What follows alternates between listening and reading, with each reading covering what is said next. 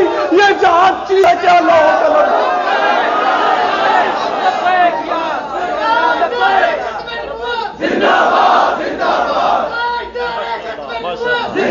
شرط کیا ہے؟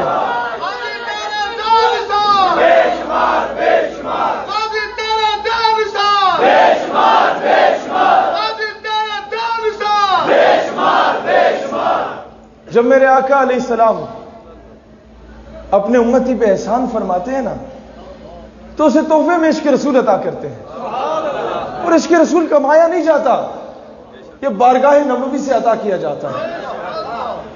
علماء بیٹھے ہیں بہتر جانتے ہیں کہ عشق رسول کی اداؤں میں نہ کوئی تنقید ہے، نہ کوئی تقلید ہے، نہ اس میں کوئی فتویٰ ہے، نہ اس کی کوئی انتہا ہے.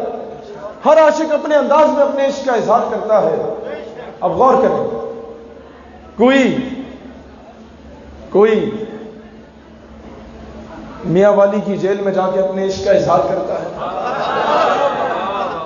اور وہاں جا کے کہتا ہے کہ ہوں تو میں امن کا قائل، وقت آنے پہ میں طوفان بن جاؤں گا. اگر انگلی اٹھی میرے نبی کی ناموس پر میں قلم چھوڑ کے تلوار بن جاؤں گا. کوئی اپنے عشق کا اظہار میاں والی کے جیل میں جا کے کرتا ہے. پھر کئی سال گزرتے ہیں، غالباً 70 سال کے بعد دوبارہ کوئی الٹی سیدھی بات کرنے کی جسارت کرتا ہے تو کوئی اپنے عشق کا اظہار اڈیالے کی جیل میں جا کے کرتا ہے اور کہتا ہے جنون گردش ماحول کا رخ موڑ دیتے ہیں، ہم وہ مسلم ہیں جو ظالم کا پنجہ توڑ دیتے ہیں. میرے نبی کو توہین کی نظر سے نہ دیکھو، زمانہ جانتا ہے ہمیں سی آنکھیں پھوڑ.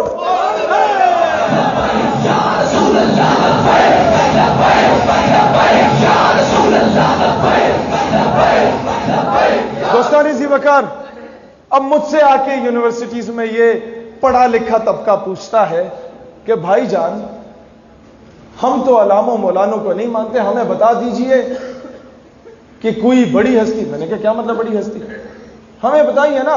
پاکستان تو ایک سیکولر اسٹیٹ تھی.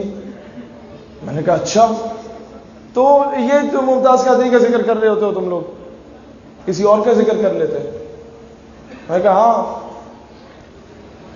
اور کہتا ہے کوئی تھوڑے سے دلائل کی روشنی میں بتا دو نا، تم فالو کس کو کر رہے ہو؟ میں نے انہیں کے انداز میں جواب دیا. میں نے کہا قائد اعظم کو فالو کر رہا ہوں.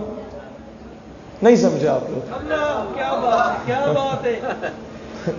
کہتے ممتاز قادری کی سپورٹ کر رہے ہو، کس کو فالو کر رہے ہو؟ میں نے کہا علم و دین کا کیس کس نے لڑا؟ کہتا ہے یہ چند مولانے اٹھ کے تو ممتاز قادری رہائی تحریک چلا کے پھر رہے تھے، یہ کسے فالو کر رہے ہیں؟ میں نے کہا اقبال کو فالو کر رہے ہیں. غازی علم الدین رہائی تحریک کس نے چلائی؟ یہ تاریخی پس منظر میں تھوڑا سا بتانا چاہتا ہوں.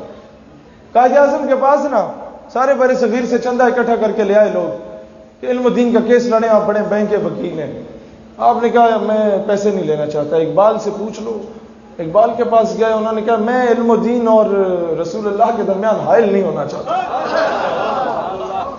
یہ عشق کا معاملہ ہے، میں عشق میں نہیں آنا چاہتا، بیچ میں نہیں آنا چاہتا. یہ تو بعد کی باتیں ہیں. بعد میں ہوا کیا کہ قائد کے پاس آئے، قائد اعظم کو کہا کہ آپ کیس لڑیں. قائد اعظم نے کہا میں کیس لڑتا ہوں، البتہ چندہ میں نہیں لوں گا، یہ میرے ایمان کا معاملہ ہے. یہ ماڈ سکواڈ، یہ ماڈرن، قائد اعظم سے زیادہ پیاری پرسنالٹی اس دور میں کسی ماڈرن آدمی کی نہیں تھی. ان سے مہنگے پیارے زبردست خوبصورت اور ماڈرن قسم کے پینٹ کوٹ کوئی نہیں پہنتا تھا، زبردست قسم کی ٹائی کوئی نہیں لگاتا تھا، زبردست لیدر کے جوتے کوئی نہیں پہنتا تھا.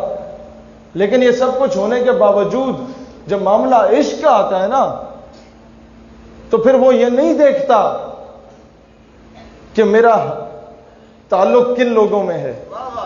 عشق اپنے فیصلے پر خود کرتا ہے.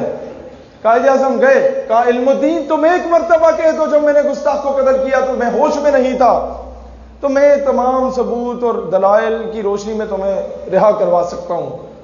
علم الدین نے کہا مسٹر جناب والا زندگی چے پہلا کم کیتا ہے جڑا ہوش رہ کے کیتا ہے.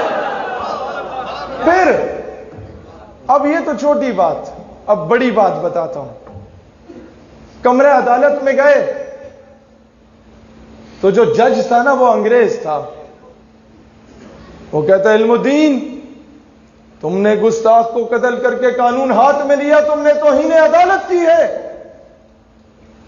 علم الدین کا جواب مورخ نے سنہری حروف میں لکھا کہ جج صاحب، جب آپ سے توہین عدالت برداشت نہیں ہوتی تو مسلمان توہین رسالت کیسے برداشت کر سکتا ہے؟